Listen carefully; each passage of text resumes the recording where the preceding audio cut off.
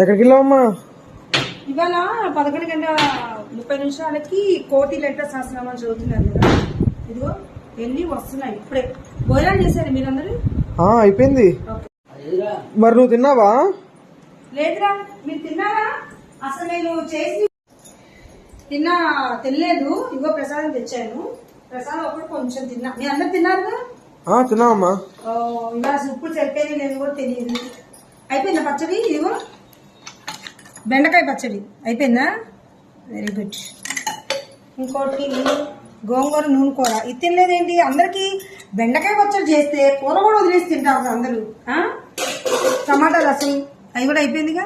Okay, చాలా happy. అలా అయిపోతే హ్యాపీయే, కానీ పచ్చడి అయిపోయింది, కూర మీకు ఇచ్చేసారు కదరా. ఓకే అండి, ఇవాళ ఇంతేనండి. ఇవాళ రైతపారా